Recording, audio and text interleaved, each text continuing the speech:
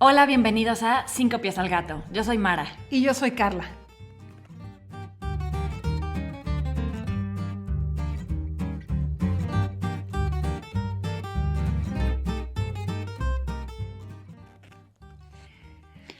Hoy vamos a platicar de la ley número 26 de las 48 leyes del poder de Robert Greene. Esta está interesante, digamos. Como siempre, ¿verdad? Tenemos muchos comentarios con respecto a esta ley. Esta ley se llama Mantenga sus manos limpias. Y en mantener las manos limpias, Robert Greene nos habla de dos formas de mantener las manos limpias. Estas dos formas se las vamos a comentar en un momento. Ambas nos hicieron cuestionarnos muchas cosas, pero sí, es que son muy reales. Estuvimos analizando a fondo diferentes momentos en la historia, en el presente, en nuestras vidas, en donde estas dos leyes han aplicado, aunque no nos guste mucho. Sí, creo que ese fue el feeling general con el que nos quedamos. Estábamos discutiendo cómo le haremos para darle la vuelta. Ya saben que siempre nos gusta como expresarlo desde la manera luminosa, digamos, cómo lo podemos aplicar en nuestras propias vidas. Pero bueno, no podemos evitar que hay algunas de estas leyes que sí están un poquito más oscuronas, más maquiavélicas, pero útiles. Útiles y muy reales sobre todo. Aquí no venimos a tapar el sol con un dedo. Venimos a hablar de las cosas que como seres humanos todos hacemos.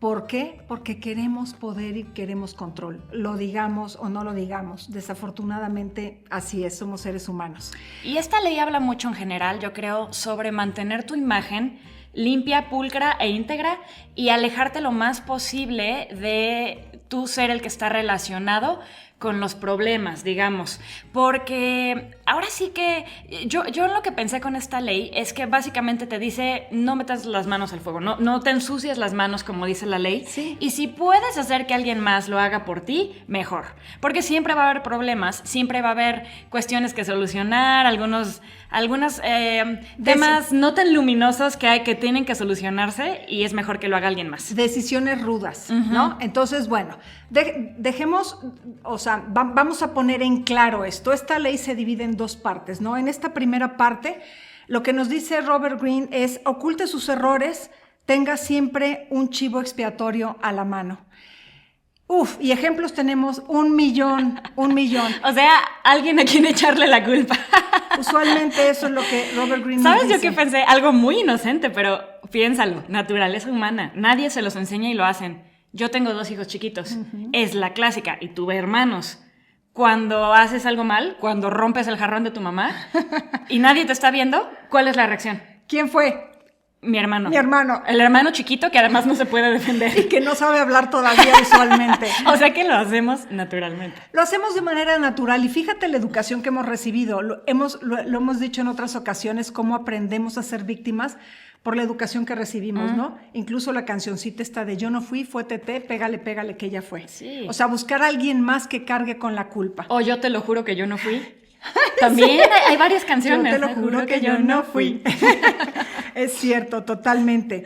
Y bueno, Robert Greene nos dice, es inevitable cometer errores, todos cometemos errores, todos tomamos pésimas decisiones, todos tenemos que ejecutar de repente algunas cosas que no nos dejarían bien parados a los ojos de los demás, sobre todo cuando somos alguna figura de autoridad o tenemos cierto nivel de poder. Entonces, ¿qué es lo que queremos? Lo que queremos es que la gente nos siga queriendo, nos siga amando. Y minimizar lo más posible el error, que no se note. Él dice algo que me encantó y se me quedó grabadísimo. Dice, las excusas nadie te las cree y las apologies, las disculpas, son muy incómodas. Así es. Dice, entonces, ni excusas ni disculpas innecesarias. Así Mejor intenta, minimizar el error, digamos, distraer la atención hacia otro lado. De eso se trata esta ley. Así es, porque dice, al disculparse, usted da lugar a que se dude de su competencia y sus intenciones y siembra sospechas respecto de otros posibles errores que quizá no haya confesado. Ojo, Actualmente, digamos que estamos frente a la invalidación de esta ley del poder. ¿Por qué me refiero a esto y por qué me estoy yendo a la invalidación? Porque estamos hablando de buscar un chivo expiatorio. Ahora se dice que los líderes obtienen mucho más credibilidad y mucho más autoridad cuando humildemente hablan de los errores que han cometido, de las malas decisiones. Claro, soy humano. Y se apropian, se atreven a asumir la responsabilidad de sus acciones. Yo les diría, hablando de la parte luminosa, esta sería la parte luminosa. Que con plena responsabilidad tú digas, esto lo hice y lo hice mal y el resultado fue negativo. Sin embargo, acuérdense que Robert Greene está analizando, digamos, la historia al menos de, no sé, tal vez del año 1000 para acá, porque nos pone ejemplos, incluso de antes de Cristo, nos pone algunos ejemplos muy reales. Los imperios chinos, Cleopatra, los romanos. Así es, muy claros sobre este tipo de decisiones. Pero bueno, básicamente Robert Greene nos dice, lo ideal es que te encuentres por ahí a alguien a quien echarle la culpa. Alguien a quien echarle la culpa le llama el chivo expiatorio. Y no solo echarle la culpa, que también sea el comunicador de malas noticias, por ejemplo. Los políticos lo hacen mucho. Me quedé pensando ahora en la pandemia, ¿no? Yo creo que todos los países, nunca fue el presidente, nunca fue el dirigente el que salía a decir cómo van las cosas. Siempre tenía a una persona, algún experto médico, el secretario de salud o lo que sea, que era el que se paraba enfrente y daba las noticias todos los días. Entonces, me pareció muy curioso porque sucedió en varios países, en Estados Unidos con el doctor Fauci, aquí con López-Gatell, en varios países seguro fue el caso, que al principio eran una figura como muy respetada y de muchísima autoridad, y luego, como era de esperarse, terminaron siendo figuras odiadas y ridiculizadas, y digamos que el presidente o el dirigente del país detrás de, como que no se ensució tanto las manos. Queda limpio, y la figura que se va degradando es la del chivo expiatorio. Sí. Hay una historia que me llamó mucho la atención porque, en fin, Robert Greene habla de César Borgia. Y César Borgia fue un personaje muy polémico. Para los que no lo conozcan, sí. Es un personaje interesantísimo de la historia italiana, de la época cuando el papado de Alejandro, no recuerdo qué, Borgia. Sí, pero Alejandro VI, bueno, no lo sé. Bueno, Alejandro Borgia tenía 3 hijos y uno de ellos, César Borgia, fue muy famoso por su gran poderío militar y porque era un maestro del poder, justamente. Maestro del poder, tan es así que parte del libro del Príncipe de Maquiavelo lo escribe pensando y hablando de César Borgia particularmente, porque Maquiavelo dice, este hombre era un estratega natural, era un maestro del juego del poder. Entonces les voy a contar algo que hizo César Borgia, ¿sí? En una región de España, en la Romaña... De Italia. ¿Qué dije? De España. De España, es que los Borgia eran originarios de España. El apellido español. Sí, pero bueno, en una región de Italia, la Romaña, en un momento dado había como un vacío de poder. Y en este vacío de poder, que nunca permanecen por demasiado tiempo, el vacío del poder... O sea, que no había un líder... No había un líder declarado. Okay. Entonces había un montón de truanes, de bandidos, de embaucadores, etcétera, y de como diferentes facciones peleando entre sí. Entonces era un desastre aquello. Mucha inseguridad, mucho peligro, y entonces el Papa dice... Hay que hacer algo. César, encárgate. Sí. Y César, como era un maestro... Organiza el gallinero, ¿no? Sí, y César, como era un maestro del poder, dice, no, yo no voy a meter las manitas al fuego. Y entonces encuentra, ni más ni menos, que ahorita les digo... Ramiro... Un teniente general de la región de Romaña, Ramiro de Orco, que era un hombre cruel y vigoroso, según Nicolás Maquiavelo, pero César Borgia le otorgó poderes absolutos y le dijo, ve a limpiar la casa, por favor. Entonces este hombre, con sus formas fuertes, rudas, crueles, puso orden. Claro. Mató a los que tenía que matar, encarceló a los que tenía que encarcelar, le dio su merecido a los que tenía que darle su merecido. Y la casa se puso en paz. Pero esto no es gratis. No, claro. Todo el mundo lo temía, lo odiaba. Así es. Y César estaba detrás de bambalinas. Digamos que la decisión había sido suya, pero él no manchó su reputación, su imagen. Y en cambio este hombre salió mal parado. Tan es así que llegó César Borgia como el Salvador y ejecutó a Ramiro de Orco. Claro.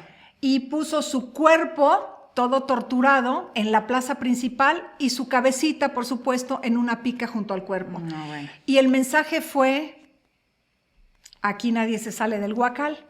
O sea, en pocas palabras, sí fui capaz de darle su merecido al que vino a darle su merecido a otros. Claro, que además era un amigo mío. Que era un amigo mío, que era una persona cercana a mí, imagínense. Entonces la gente que creen flojita y cooperando se puso muy obediente y muy pacífica. ¿Sabes qué pensé mucho? Digo, es justo el ejemplo de César Borgia, pero traído más para acá y también de italianos, de la película El Padrino. Ah, claro. ¿No? El Padrino nunca se va a ensuciar las manos. El Padrino, creo, si no me equivoco... Bueno, el segundo ya, el hijo ya era un poquito más rudo, pero el Padrino original, Marlon Brando, Don Corleone, nunca disparó una pistola que yo viera en la película. Siempre mandaba a alguien a hacer el trabajo sucio por él. Al principio sí, cuando adquiere poder y autoridad no. y no legitimidad, sino prestigio, digamos, como capo. Ya no lo voy a hacer yo. Nunca en la vida. No. Doy la orden, pero va a haber alguien que se encargue de mis asuntos sucios, digamos, ¿no? Así es. Entonces, estos son ejemplos muy radicales. Lo único que se me ocurre así como de la vida moderna, tal vez en las empresas grandes, siempre va a haber una persona, ya sea de recursos humanos o alguien así, no va a ser el director, tal vez el que salga a hacer algunos despidos necesarios o algo así, tiene una persona, hay alguien encargado de hacer esas cosas.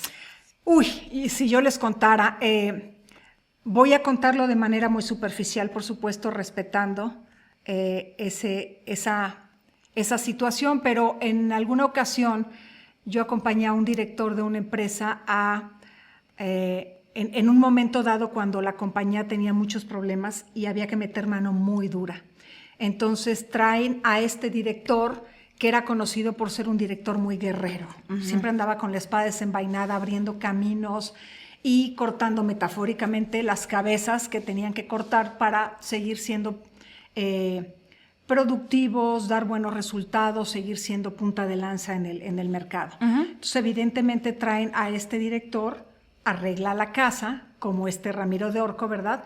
Pero cuando arregla la casa y la compañía está en paz, se requiere un tipo diferente de liderazgo. Claro. Un liderazgo mucho más empático, un liderazgo más aglutinador, que se haga cargo de que la gente ahora esté tranquila y se sienta segura. Y le dan cuello a este señor. Metafóricamente lo despiden. Metafóricamente. Y eso es, digamos, en la vida moderna, las veces de un chivo expiatorio. Totalmente. ¿Sí? En la época antigua, incluso las religiones tienen chivos expiatorios. Tan es así que ¿saben por qué se llama chivo expiatorio? ¿Sabes por qué? No.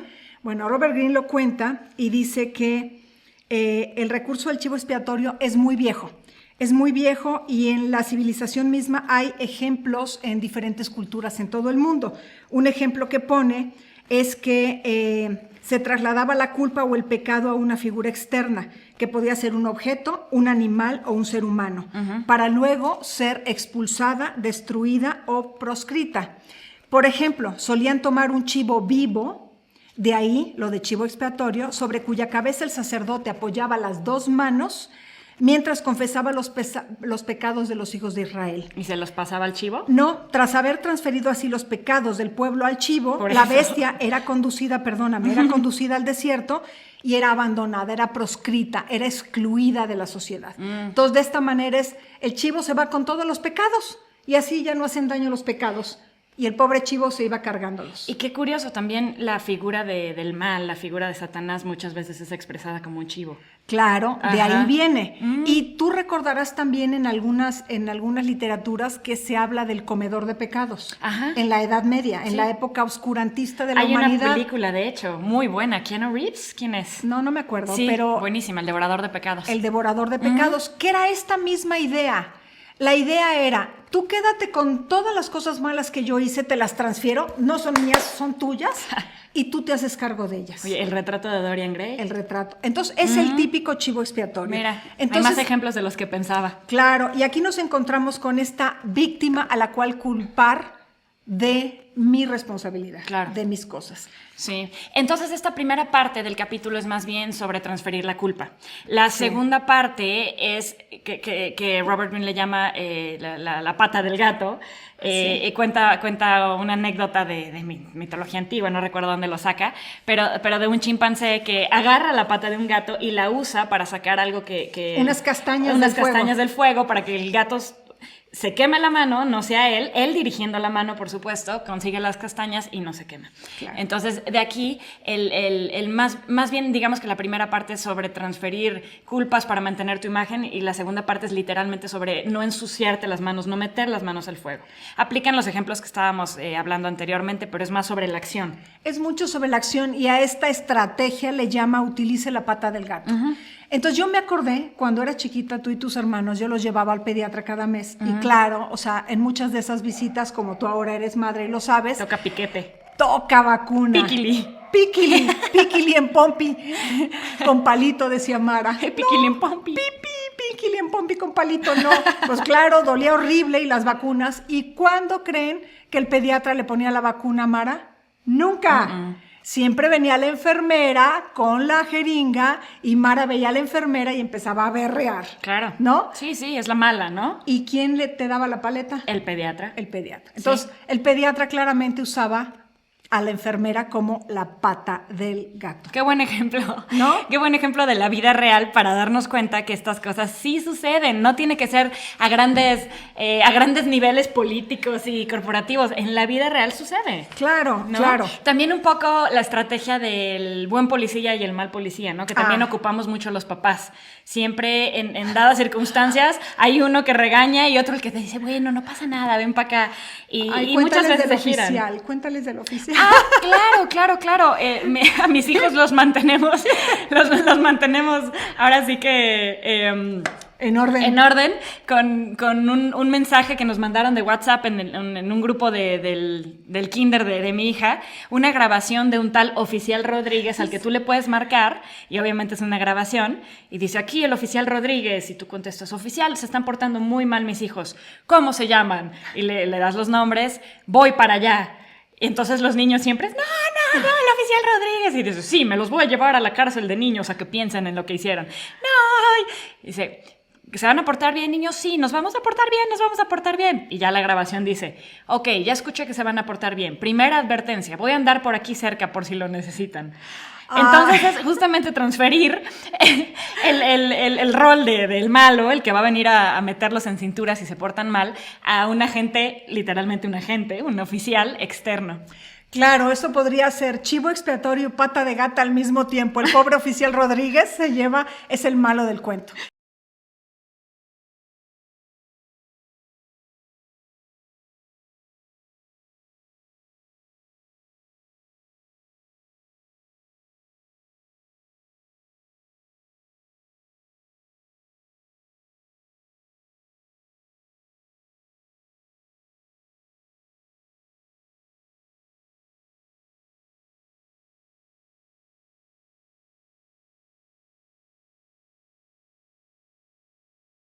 Otro ejemplo histórico de la pata de gato es Cleopatra.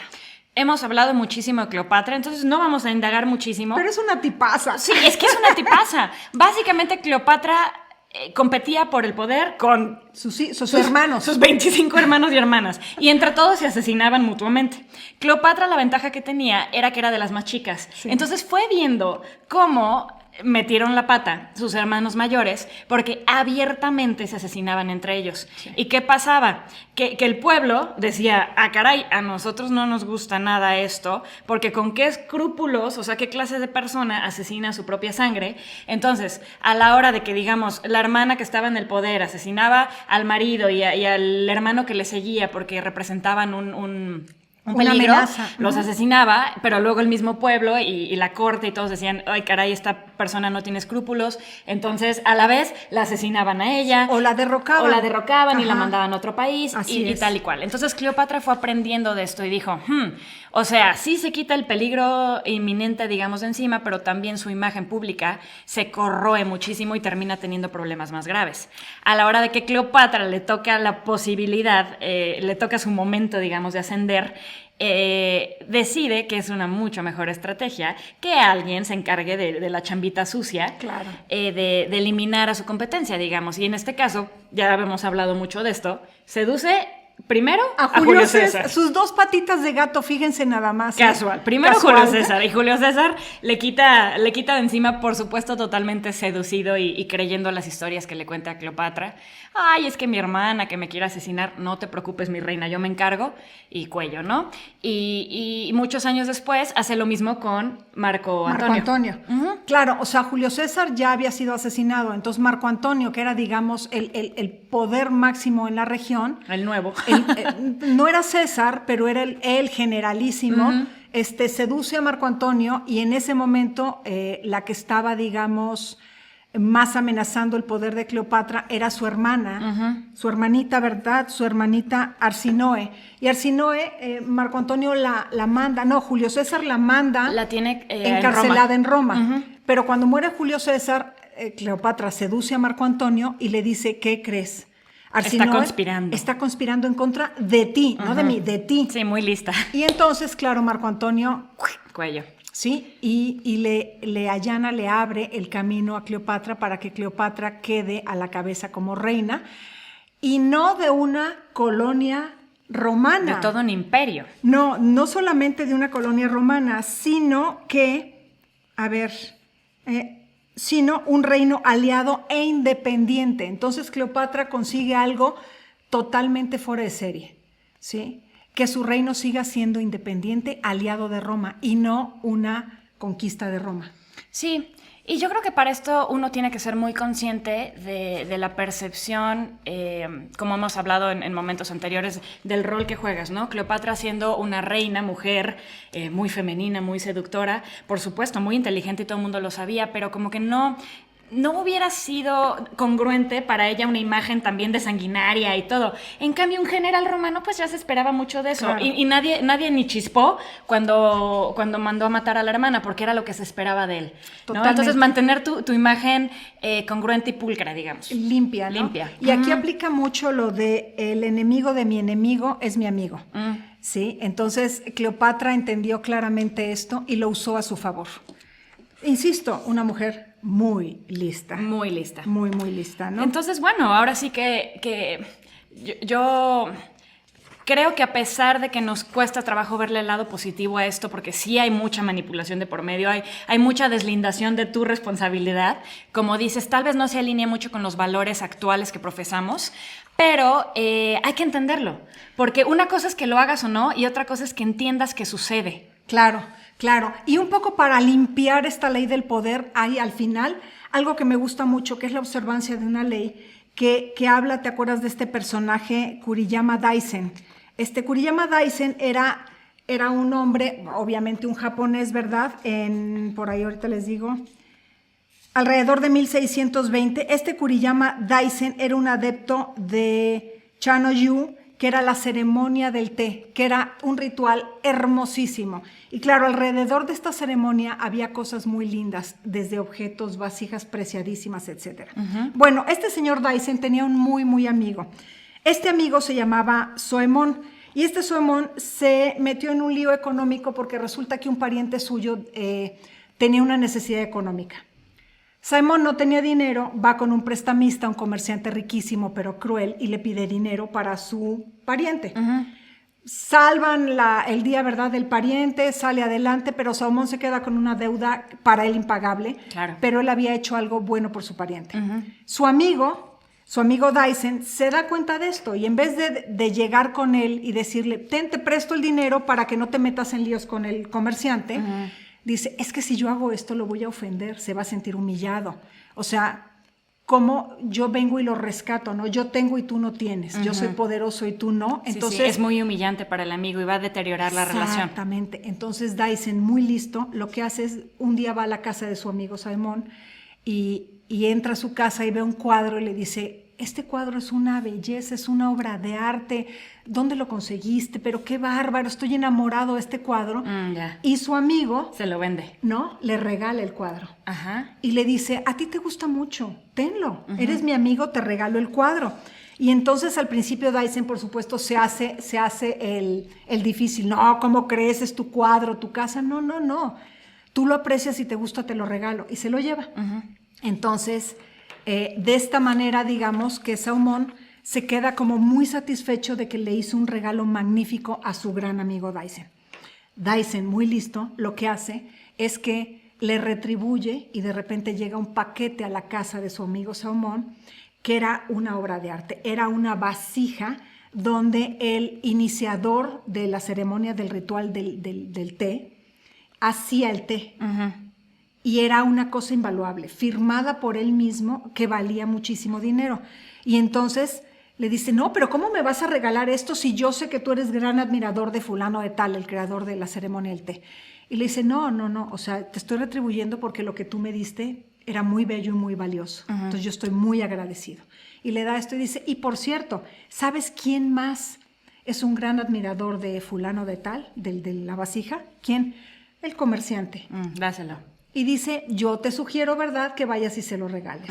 Y creo que él tiene un papel que es muy valioso para ti. El papel era el pagaré. El pagaré. Entonces, Salmón entiende, va con el comerciante y le intercambia. El comerciante está tan asombrado, dice, es que esta obra de arte yo tengo muchos años detrás de ella y no la había podido conseguir.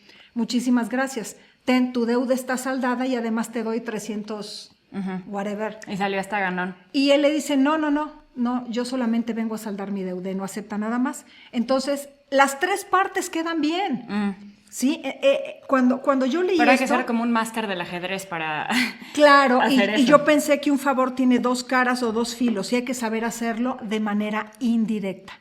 Porque como Tupaquín, mi suegro, su abuelo, decía, ayudar es muy difícil. Muy difícil, ayudar bien. Ayudar bien. Si no ayudas bien, quedas mal, quedas como arrogante, quedas como una persona que está abusando tal vez de la autoridad y del poder, y el otro queda resentido. Totalmente. Si ayudas bien, como en este caso Dyson, consigues mucho.